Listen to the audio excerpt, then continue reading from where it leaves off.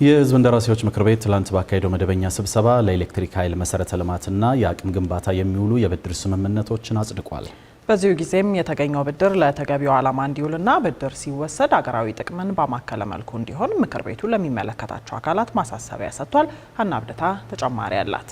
የህዝብ እንደራሴዎች ምክር ቤት የኤሌክትሪክ ኃይል መሰረተ ልማቶችን ለማስፋትና ተደራሽ ለማድረግ ከፈረንሳይ የልማት ኤጀንሲ እንዲሁም ከኮሪያ ኤክስፖርት ኢምፖርት ባንክ ጋር የተካሄዱ ስምምነቶችን አጽድቋል።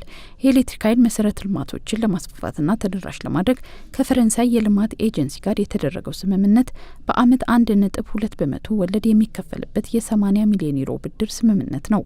ኤጀንሲው ብድሩን በማስተዳደር ረገድ ለሚሰጠው አገልግሎት ጥቅም ላይ እንዲውል በሚከፈለው የብድሩ ክፍያ ላይ 0.5 በመቶ የአገልግሎት ክፍያ እንደሚፈጸምና የ7 ዓመት የችሮታ ጊዜን ጨምሮ በ20 ዓመታት ጊዜ ውስጥ ተከፍሎ ይጠናቀቃል የተባለው። በተመሳሳይ ከኮሪያ ኤክስፖርት ኢምፖርት ባንክ የተገኘው ብድር 60 ሚሊዮን 223 ሺህ ዶላር ሲሆን የኤሌክትሪክ ኃይል ተደራሽነትና አቅርቦት እንዲኖር ለማስቻል የሚውል እንደሆነም ነው የተገለጸው። ይህ ብድር በአመት 0.01 በመቶ ወለድ የሚከፈልበት እንደሆነም የተገለጸ ሲሆን በውጭ ምንዛሪ የሚፈጸመው የእቃና አገልግሎት ግዢ ከኮሪያ አቅራቢዎች የሚፈጸም ከሆነ ግን ከወለድ ነጻ ሆኖ የ15 ዓመታት የችሮታ ጊዜን ጨምሮ በ40 ዓመታት ጊዜ ውስጥ ተከፍሎ እንደሚጠናቀቅ ተነግሯል።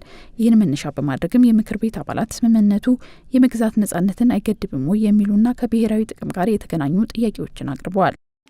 ከወለድ ነጻ መሆኑ ጥሩ ነው። ብድሩ ግን የሚገዙ እቃዎች የግድ ከዛ ካበደረን አገር የምንገዛ ከሆነ ያንድን አገር የመግዛት ነጻነት አይገድብም ወይ?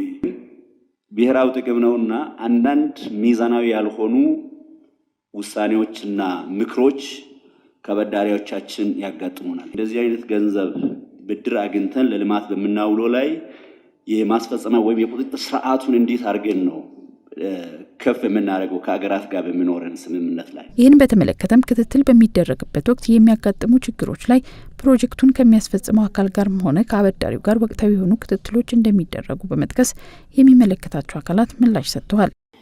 አንዳንድ አበዳሪዎች ከእቃ ግዢ ጋር ከተለያዩ ጉዳዮች ጋር ኮንትራክተሮች ጋር ተያይዘው የሚያመጧቸው ጥያቄዎች በሙሉ የኢትዮጵያን ኢንትረስት ያማከሉ መሆናቸውን ባረጋገጠ ሁኔታ ተደራድረን እንገባለን።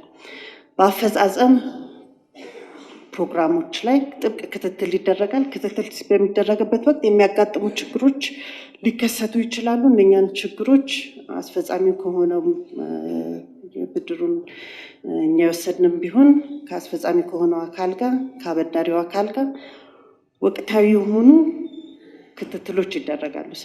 በሌላ በኩል ኤሌክትሪክ ተደራሽ ያልሆነባቸው አካባቢዎች ስላሉ ፍትሐዊነት ላይ በምን መልኩ እየተሰራ ነው የሚል ጥያቄም ቀርቦ ምላሽ ተሰጥቶበታል።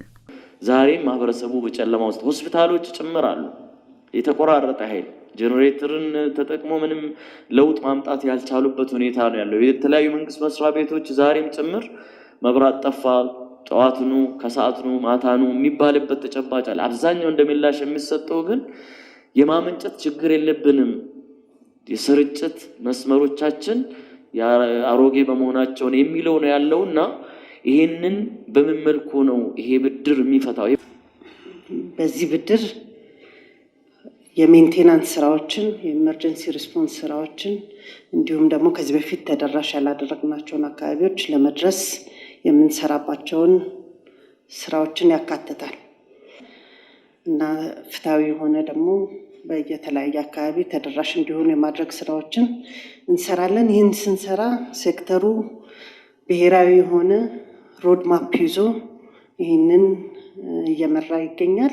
አሁን ላይ መንግስት ለኢነርጂ ዘርፍ ትኩረት በመስጠት እየሰራ መሆኑን የጠቆሙት ሚኒስትር ዴኤታዋ በመንግስት በጀት መሸፈን ያልተቻለውን በውጭ ብድርና እርዳታ እንደሚሸፈን ገልጸው ለዚሁ ለኢነርጂ ዘርፍ ከ1 ቢሊዮን ዶላር በላይ ከውጭ የተገኘ ገንዘብ እንዳለም በምክር ቤቱ ተናግረዋል።